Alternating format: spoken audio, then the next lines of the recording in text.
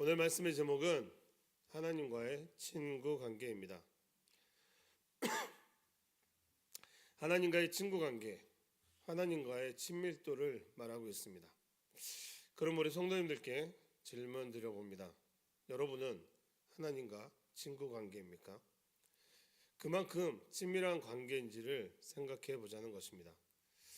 그럼 세상에서, 사회에서 정말 친하다고 하는 친구분들은 혹시 몇 분이나 있으신가요?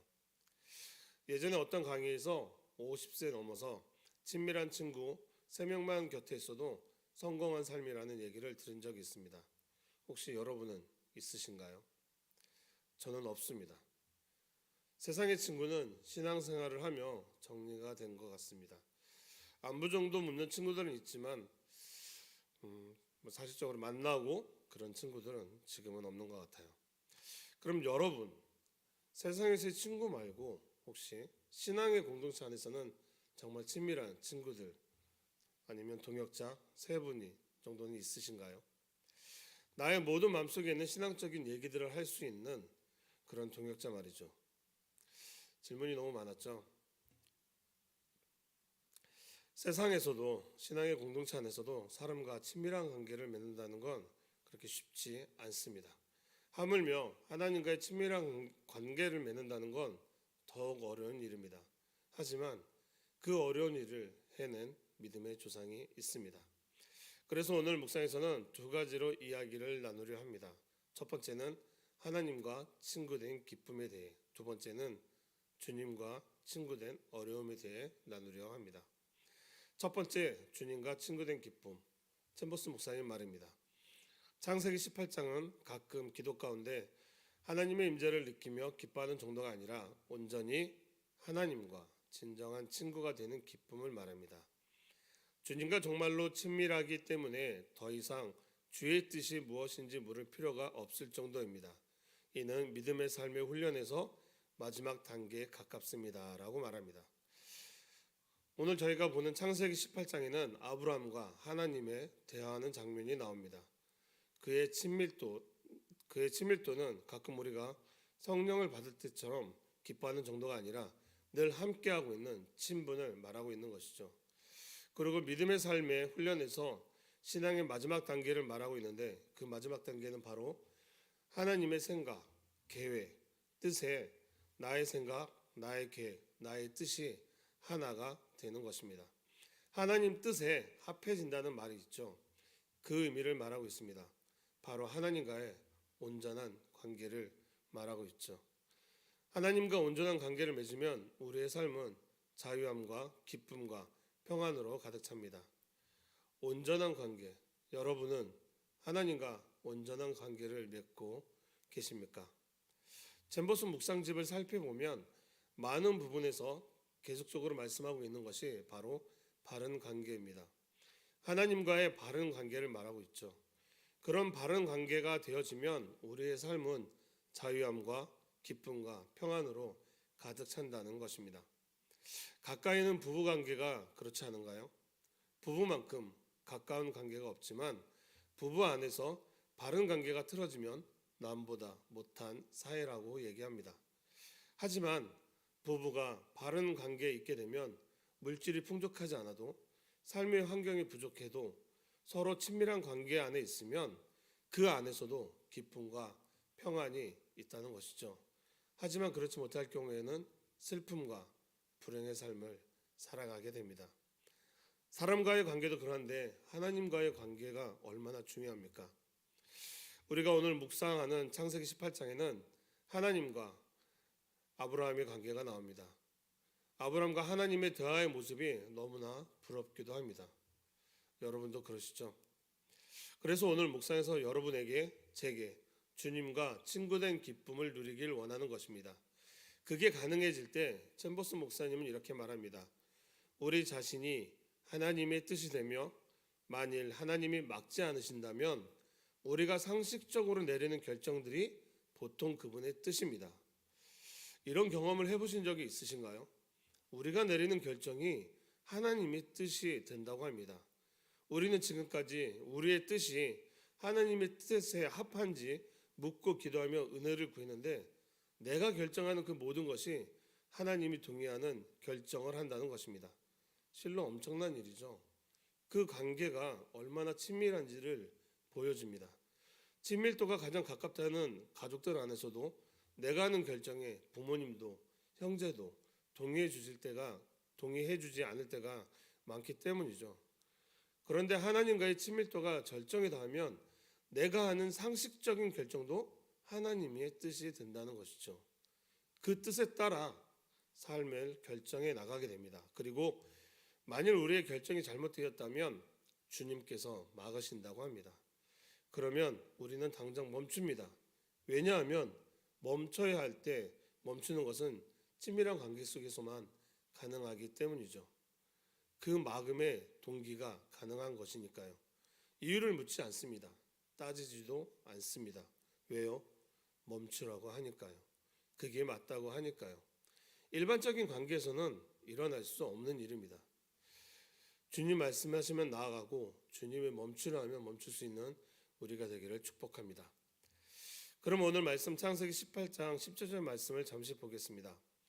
여호와께서 이르시되 내가 하려는 것을 아브라함에게 숨기겠느냐. 여호와께서 이르시되 아브라함에게 하나님이 먼저 말씀하십니다. 아브라함이 먼저 묻는 것이 아니고 하나님이 앞으로의 일에 대해 먼저 말씀하신다는 겁니다. 그 일이 어떤 일입니까? 그 앞에 16절을 보게 되면 그 사람들이 거기서 일어나서 소돔으로 향하고 아브라함은 그들을 전송하러 함께 나가니라.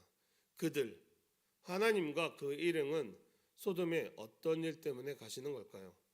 그 뒤에 20절 말씀을 보면 여호와께서 또 이르시되 소돔과 고모라에 대한 부르짖음이 크고 그 죄악이 심히 무거우니. 소돔과 고모라의 죄악이 너무 커 심판하러 가시는 길이신 것입니다. 그런데 그 소돔에 누가 살고 있나요? 아브라함의 조카 롯과 그의 가족들이 살고 있는 것입니다. 그 일을 행하러 가면서 하나님은 아브라함에게 먼저 얘기하신 것입니다. 굳이 말씀 안 하시고 그냥 가셔도 되는 것이었습니다. 그럼에도 하나님은 아브라함에게 하나님의 일정을 얘기해 주신 것입니다. 친밀감 없이는 할 수 없는 일입니다. 이처럼 오늘날에도 하나님은 하나님을 진실로 신뢰하고 경외하는 사람들을 하나님의 친구로 여겨주십니다. 또한 그들에게 성경을 통해 인류 구원의 계획을 알려주셨습니다. 그리고 성령을 통해 하나님의 원대한 뜻과 계획을 알려주십니다. 그러므로 우리는 날마다 성경을 묵상해야 되고 기도를 통해 하나님의 뜻과 계획을 발견하고 성령의 인도하심을 따라 하나님의 자녀로서의 합당한 삶을 살아야 하는 것입니다. 시편 25장 14절 말씀입니다. 여호와의 친밀하심이 그를 경외하는 자들에게 있으며 그의 언약을 그들에게 보이시리로다. 아멘. 이후에 이뤄지는 일들은 친밀감이 없이는 일어날 수 없는 일들이 벌어집니다. 아브라함은 하나님께 소돔성의 의인을 위한 긍휼을 베풀어 달라고 간구합니다. 의인 50명부터 시작해서 30명, 10명까지 하나님은 아브라함의 간구에 응답하십니다. 하나님도 이 간구를 통해 사랑하는 백성을 살리고자 하는 긍휼의 마음도 있었던 것이죠. 이처럼 아브라함의 간구가 비록 소돔성을 구하지는 못했지만 롯과 두 딸을 구원하는 근거가 되었다는 것입니다. 사랑하는 성도 여러분, 여러분의 기도를 통해 여러분의 가족과 이웃이 구원받을 수 있다는 사실을 기억하시고 그러기 위해 하나님과 친밀감을 유지할 수 있도록 성령의 인도하심에 따라 하나님이 기뻐하는 자녀의 길을 살아가시길 다시 한번 주님의 이름으로 축복합니다. 두 번째 주제는 주님과 친구된 어려움입니다. 저는 이 친구된 어려움이 뭘까라는 묵상을 굉장히 좀 힘들어 했습니다. 그래서 우리 함께 부인과 함께 나누고 이 묵상을 토대로 얘기를 했을 때 어려움이라는 이 부분보다는 부족함이라는 부분을 접목해보면 어떨까라는 생각이 들었습니다.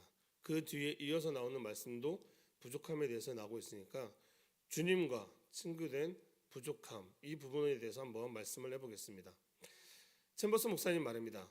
왜 아브라함은 기도를 멈추었습니까? 그는 하나님께서 그의 기도를 응답하실 때까지 담대히 나아갈 수 있을 만큼 하나님의 관계가 충분히 깊지 못했습니다. 여전히 하나님과의 관계에서 부족한 것이 있었습니다라고 말합니다. 조금 전까지 하나님과 친구된 기쁨을 나누었는데 바로 부족한 부분을 말하고 있습니다. 아브라함은 소돔성 그 안에 설마 10명이 없겠어라는 생각과 함께 이 정도면 가능할 거야라는 생각을 가졌을 수도 있습니다. 하지만 소돔성은 멸망하게 되죠. 아브라함이 소돔성을 구하기 위해 끝까지 간구하였더라면 어땠을까 하는 하나님과의 조금은 부족한 관계를 말하고 있는 것입니다. 이것이 우리의 삶입니다. 누가 이 세상에서 완전한 믿음의 단계까지 나아갈 수 있을까요? 요한복음 17장 11절에는 나는 세상에 더 있지 아니하오나 그들은 세상에 있어 없고 나는 아버지께로 가옵나니 거룩하신 아버지여 내게 주신 아버지의 이름으로 그들을 보전하사 우리와 같이 그들도 하나가 되게 하옵소서. 아멘. 예수님께서도 우리와 같이 그들도 하나가 되게 하옵소서라고 기도하셨던 것처럼 아직 하나가 되는 단계까지는 우리가 이르지 못한 것입니다. 잼버스 목사님 말입니다. 우리는 예수님께서 하나님과 사귐같이 하나님과 친밀하지 못합니다. 주님께서 우리에게 원하시는 만큼 그분과 가깝지도 못합니다. 여러분, 예수님이 마지막으로 기도한 것이 무엇인지 생각해 보십시오. 예수님 자신의 욕망을 위한 것이었습니까? 아니면 하나님을 위한 것이었습니까? 바로 예수님께서 마지막으로 기도하신 것은 하나님의 뜻을 이루기 위함이었습니다. 라고 말합니다. 누가복음 22장 42절을 보게 되면 이르시되 아버지여 만일 아버지의 뜻이거든 이 잔을 내게서 옮기시옵소서. 그러나 내 원대로 마옵시고 아버지의 원대로 되기를 원하나이다 하시니 이 기도가 바로 우리가 바라보아야 하는 기도인 것입니다. 주님의 기도는 주님의 욕망을 이루기 위한 것이 아니었습니다. 우리가 구해야 하는 것은 성령의 몇 가지 은사가 아니라 성령 그 자체입니다. 하나님은 마태복음 6장 8절 말씀처럼 그러므로 그들을 본받지 말라. 구하기 전에 너에게 있어야 할 것을 하나님 너희 아버지께서 아시느니라 라고 말씀하십니다. 그러므로 우리가 기도하는 이유는 바로 하나님을 더욱 알기 위함입니다. 우리에게 필요한 것을 구하는 것이 아니라고 말씀하시는 것입니다. 말씀을 마무리하겠습니다. 시편 37편 4절을 보면 또 여호와를 기뻐하라. 그가 내 마음의 소원을 내게 이루어 주시리로다. 하나님을 알기 위해 기도하십시오. 예수님도 하나님 아버지의 마음을 알기 위해 계속 기도하셨습니다. 우리는 하나님을 온전히 알기 위해 끝까지 기도하며 나아가야 하는 것입니다. 나의 판단으로 기도를 멈추지 말고 끝까지 기도해야 합니다. 사랑하는 새움누리 성도 여러분, 여러분의 삶이 하나님과 친구 같은 관계로 나아가는 우리 성도님들의 삶이 되기를 기도합니다. 함께 기도하겠습니다. 하나님 감사합니다. 우리의 기도가 우리의 유익을 구하는 기도에 멈추지 않게 하시고 하나님을 알아가는 하나님의 기쁨이 되는 삶이 되길 기도하는 우리 새움누리 공동체가 되게 하옵소서. 예수님 이름으로 기도합니다. 아멘.